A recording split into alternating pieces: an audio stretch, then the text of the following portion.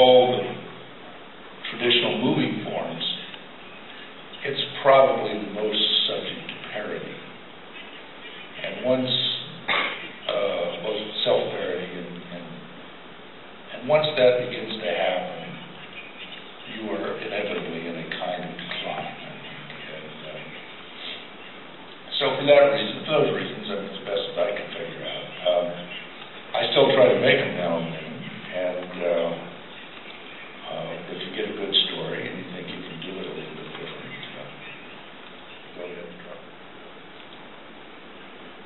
Well, just instinctively, I mean, I don't know, it's again so difficult to figure out your own stuff, but I believe very much in brevity and economy of statement. I don't like long films, and I certainly don't like my films to be long. But at the same time, I like to move them along. I think one of the problems I have with films is they're continually overstated, and I try to avoid that. I forgot the rest of the rhythm of the editing. Well, that's I like music, and I like to put things to music, and I think there's some kind of inner harmony that just tells you when something's right.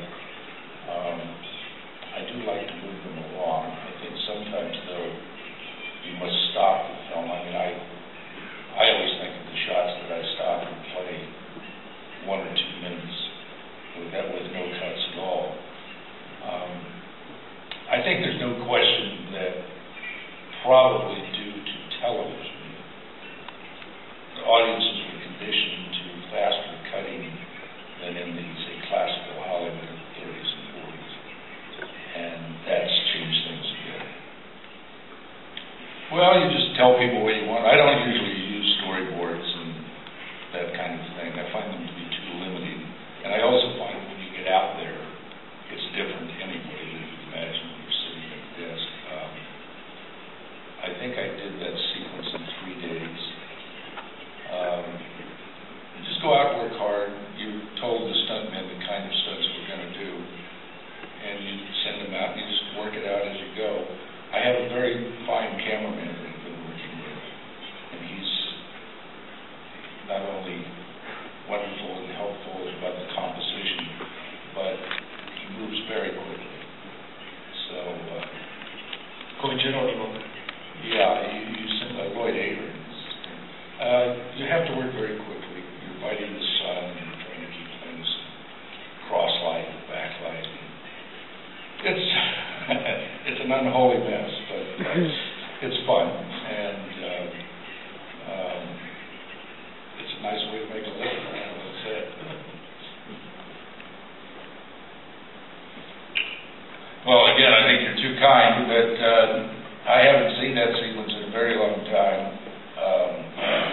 This is class warfare with a vengeance, I guess, by the filmmaker, but we shot that sequence in about an hour and a half at about 3 a.m. We did it very quickly, and I thought that Deborah von Volkenberg, the girl with the Warriors, the expression on her face and her acting in the scene was just extraordinarily moving to me, and I had her do there was a defiance, but then at the same time she wanted to look a little better for them, and I had her do the gesture with her hair, and we did it that way, I remember once, and then I had him stop her, basically saying, "You look fine. It's not you, it's them." And I tell this story, I remember it so well from what, 30 years ago, because it seems to me that that's what directing is. I mean, if you're going to do the thing. And the other thing is, you should always leave a lot of room. You're not always right. I didn't want to shoot this scene. It was in the script, and I thought it was too obvious, and I had a fight with the studio about it, and I said there was no way to do it without it being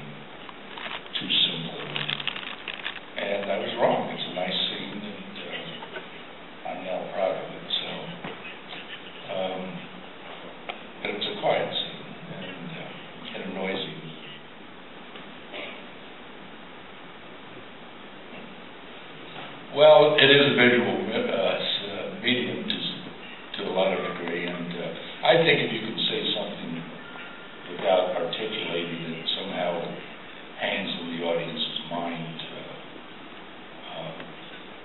nicely. I don't know, I look at this, this is a funny experience. My wife and I have a joke that, people knew what I really thought. They'd never hire me for any because there is a kind of melancholy comes through. I think a long time ago I heard that every good story ends with, or every true story, and every good story ends with a tear, even a comedy.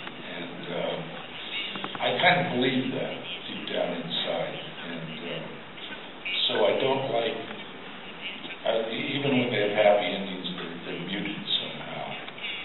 And but the more you can get it just seems to me through movement and attitude and body language and posture, you're doing the job better for the medium. One of my big things is always, should it be a movie? I see so many films that I think they're okay, but they're really best expressed in a novel, and they're not really what seems to be missing. And I don't think cinema means it's all gunfire and punching and all that. I don't mean that at all, but there are certain attitudes that are expressible better in film than novelistic technique, and I think sometimes this doesn't become part of the calculation of filmmakers.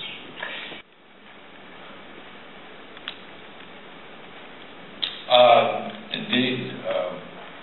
Well, I haven't seen that sequence since the movie came out, and it's very Ry Cooder.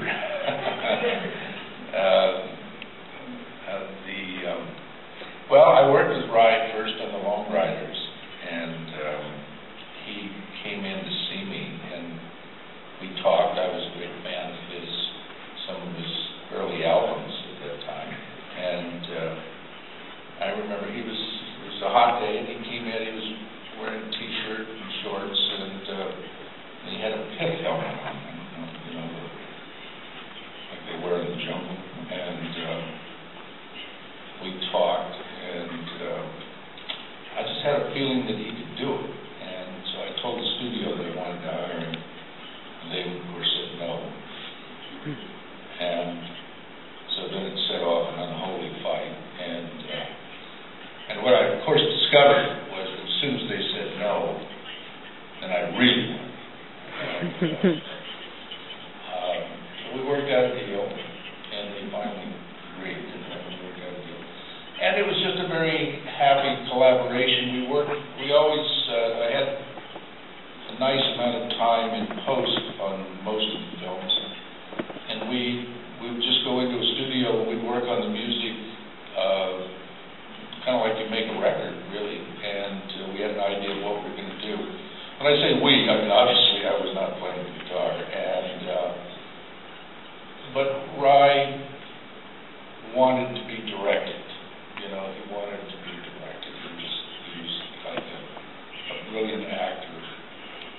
They all want to be directed, and it's why they have this job. And I've always said that he's a mysterious fellow in a lot of ways. As well as you know him, you never totally know him, and he has withdrawn a bit, I think, the last few years into a different phase of his life that he still plays, but he now is writing. He writes stories and kind of storybooks that go along with the records. I don't think he's as interested in films anymore, but I love working